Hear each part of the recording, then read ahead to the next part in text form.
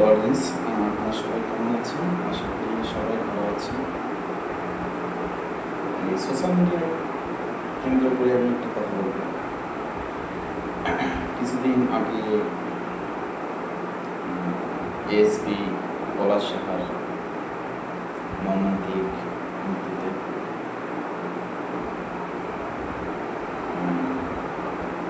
সবারই শোকের ছায়া একটা নেমে আসছে। তো এর ভিতর কেন্দ্রবিন্দু হচ্ছে যে পুরুষ মানুষকে কেন্দ্র করে, যে একটা পুরুষ মানুষ সবাইকে কন্ট্রোল করতে পারে।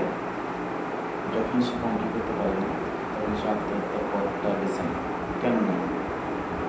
সে মৃত্যুটাই তো তার সমাধান না। এক্স্যাক্টলি, মৃত্যুটা তার সমাধান না। তো বিষয়টা হচ্ছে যে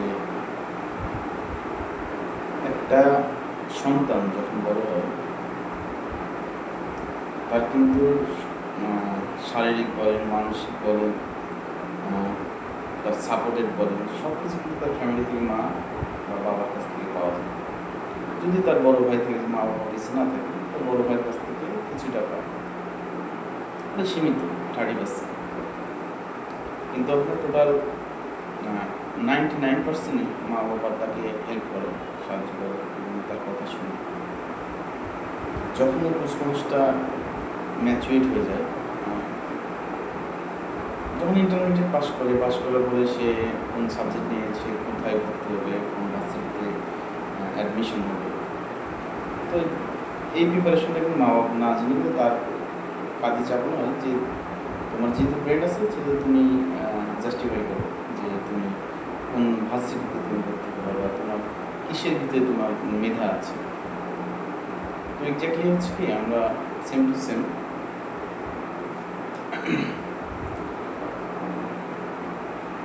তো তখন সে নিজেকে রিয়েলাইজ করে এবং সে বুঝে আমি এই জায়গা থেকে যখন একটা গ্র্যাজুয়েশন কমপ্লিট করে একটা ভালো একটা জব পায়, তখন তার মা বাবা মানে বুঝতে পারে যে তার একটা সঙ্গী লাগবে। তার দেখা যাচ্ছে আমরা তো সবসময় ছেলেকে ওই দেখা যাচ্ছে আমরা যখন কলেজে পড়ি না কেন বা আমরা যখন কোনো মেসে থাকি, তখন মা বাবা সবসময় টেক কেয়ার করে, ফোন দিত বা বাড়িতে আসতে মা বাবা সবসময় টেক কেয়ার করে। কিন্তু যখন আমার একটা ম্যাচিউর হয়ে গেছে, আমি জব টব সব কিছু পাইছি, তো পাওয়ার পরেও তখন তারা ভাবে যে না, তার টেক কেয়ারের জন্য এখন তো আমরা তো আমাদেরও বয়স হয়ে গেছে, এখন তাদের একটা বিয়ে সাথে ব্যাপার আছে, তারা কিন্তু চায় যে বিয়েটা দেওয়ার জন্য। কখনো একটা মা বাবা কখনো চায় না যে একটা ছেলের সংসারকে ভেঙে দেওয়ার জন্য। হ্যাঁ, ইভেন যদি যেরকম আমাদের একটা মাইন্ডসেট চলে আসছে যে সৎ মা সৎ বাবা, এটার হিসাবটা আসলে অনেক কিউরিসিস, এটার হিসাবটা আলাদা। বিষয়টা হচ্ছে কি, যখন বিবাহ করানো হয় ওই ছেলেটাকে, তখন ছেলেটার ভিতরে কিন্তু কোনো চেঞ্জিং ভাব আসে না। মানুষ অনেকে বলে যে বিবাহের পরে অনেক চেঞ্জ আসে, চেঞ্জ কিছুই আসে না। আপনি বিবাহের আগে যদি আপনার মা বাবার সাথে যদি একটু জোর গলায় কথা বলতেন, মা বাবা তখন কিছু মনে করতেন না যে না, আমার ছেলে জোর গলায় কথা বলছে। সেম কথাটা যদি বিয়ের পরে যদি বলেন, ওই কথাটা যখন মা বাবা যদি জোর গলায় কথা বলেন, তখন হয়তো বা সে ভাববে যে না, আমার ছেলে হয়তো বা তার বউ তাকে হয়তো বা কিছু বলছে, এই জন্য আমার ছেলে জোর গলায় কথা বলতেছে। সরি। তো বিষয়টা হচ্ছে এটা, মানুষের মধ্যে মাইন্ডসেটটা চেঞ্জ হয়ে যায় কেন? আপনি বিয়ের পরে আপনার মা বাবার কাছে একটা থাকবে, বিয়ের আগে একরকম থাকবে। তো এটা হচ্ছে মাইন্ডসেট।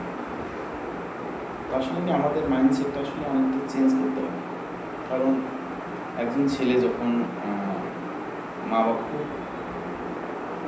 তার জীবনের থেকেও বেশি ভালোবাসে, ইভেন তার একটা ওয়াইফ সহধর্মী, তারও যখন একটা দায়িত্ব পড়ে যায়, তাকে কিন্তু সেম ভালোবাসতে হবে।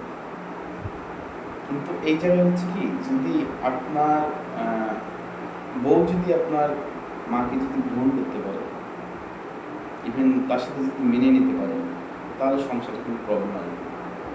কিন্তু আপনি বউ যদি না মেনে নিতে পারে, তাহলে দেখবেন যে সংসারে অনেক প্রবলেম আসবে। তো বিষয়টা হচ্ছে এইরকম যে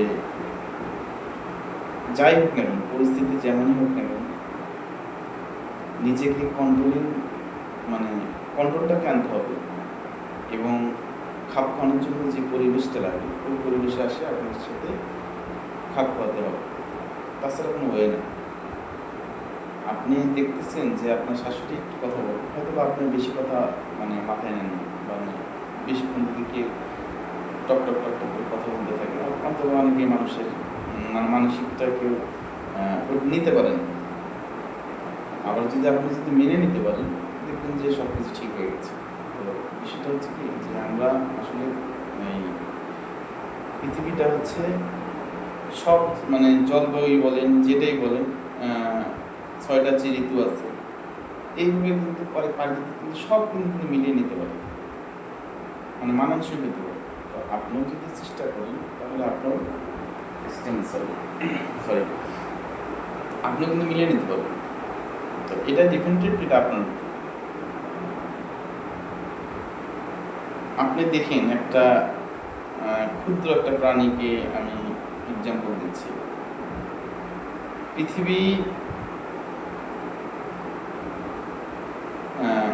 পৃথিবী যখন আগে অনেক বড় বড় ডাইনোসর ছিল, অনেক বড় বড় পশু, তখন উল্কাপিণ্ডতে পৃথিবী ধ্বংস হয়ে গেছে। পৃথিবীতে কিন্তু কেউ বেঁচে নেই, কিন্তু একটা মানে কীট, মানে পোকা, সে কিন্তু এখনো বেঁচে আছে। সেটা হচ্ছে আরশোলা, আমরা বাংলায় তাকে বলি তেলাপোকা। তো এটা কিন্তু এখনো কিছু কিছুর সাথে মানানসই হয়ে কিন্তু বেঁচে আছে।